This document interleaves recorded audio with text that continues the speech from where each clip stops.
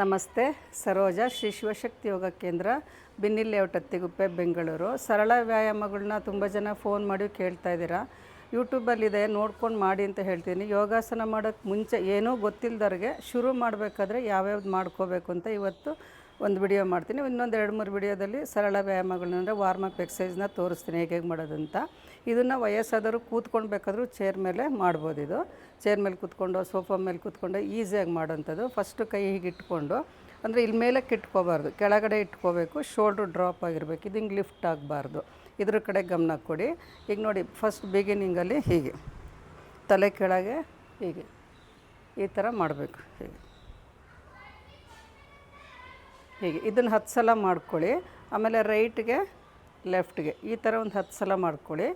ಮಾಡ್ಕೊಂಡಾದಮೇಲೆ clockwise ಆ್ಯಂಟಿ clock wise ಮಾಡ್ಕೊಳ್ಳಿ. ಇದು B P ಇರೋರು, ಹೈ ಬಿ ಪಿ ಇರೋರು ಇದನ್ನು ಮಾಡೋಕ್ಕೆ ಹೋಗ್ಬೇಡಿ. ಕುತ್ತಿಗೆ ಸಮಸ್ಯೆ ಇರೋರು, ಹೈ ಬಿ ಪಿ ಇರೋರು ಈಗ ರೊಟೇಷನ್ ಮಾಡೋಕ್ಕೆ ಹೋಗಬೇಡಿ.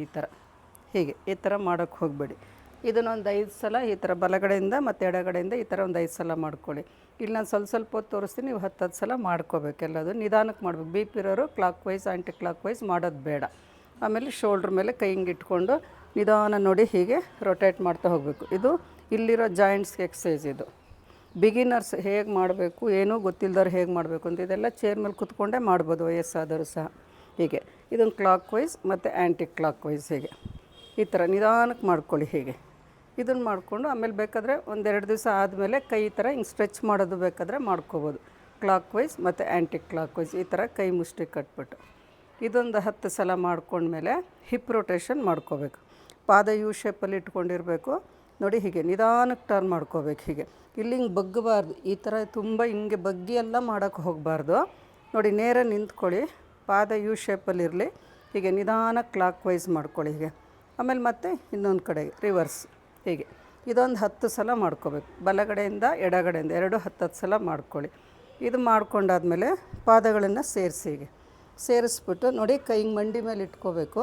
ಇಟ್ಕೊಂಡು ನೋಡಿ ಹೀಗೆ ನಿಧಾನ. ಮಂಡಿ ನೋವಿರೋರು ಇಷ್ಟು ಮಾಡ್ಕೋಬೋದು. ಈ ಥರ ಅಂದರೆ ಹಿಂಗೆ ಜರ್ಕ್ ಕೊಡಬಾರ್ದು, ತಳ್ಳಬಾರ್ದು ಹಿಂದಕ್ಕೆ. ಹೀಗೆ ನಿಧಾನಕ್ಕೆ ಹೀಗೆ ಈ ಥರ ಮಾಡ್ಕೋಬೇಕು ಒಂದು 10 ಸಲ. ಆಮೇಲೆ ಕ್ಲಾಕ್ ವೈಸ್ ಈ ಥರ. ಮಂಡಿ ನೋವಿರೋರು ಇದನ್ನು ಮಾಡೋಕ್ಕೆ ಹೋಗಬೇಡಿ ಬಿಗಿನಿಂಗಲ್ಲಿ. ಸ್ವಲ್ಪ ಮಂಡಿ ನೋವು ಕಡಿಮೆ ಆದಮೇಲೆ ಬೇಕಾದ್ರೆ ಈ ಥರ ಮಾಡ್ಕೋಬೋದು. ಹೀಗೆ ಕ್ಲಾಕ್ ವೈಸ್ ಆ್ಯಂಟಿ ಕ್ಲಾಕ್ ವೈಸ್ ಈ ಥರ ಮಾಡ್ಕೊಳ್ಳಿ. ಇನ್ನೊಂದು 2 ವಿಡಿಯೋದಲ್ಲಿ ಸರಳ ವ್ಯಾಯಾಮ ತೋರಿಸ್ತೀನಿ. ಇದು ಮಾಡ್ಕೊಂಡಾದಮೇಲೆ ನಿಧಾನಕ್ಕೆ ಬೇರೆ ಎಕ್ಸಸೈಸ್ ಎಲ್ಲ ಮಾಡ್ಕೊಳ್ಳಿ. ಎಲ್ಲರದ್ದು ಉಪಯೋಗ ಪಡ್ಕೊಳ್ಳಿ. ಬೇರೆಯವ್ರಿಗೂ ಶೇರ್ ಮಾಡಿ. ನಮಸ್ತೆ.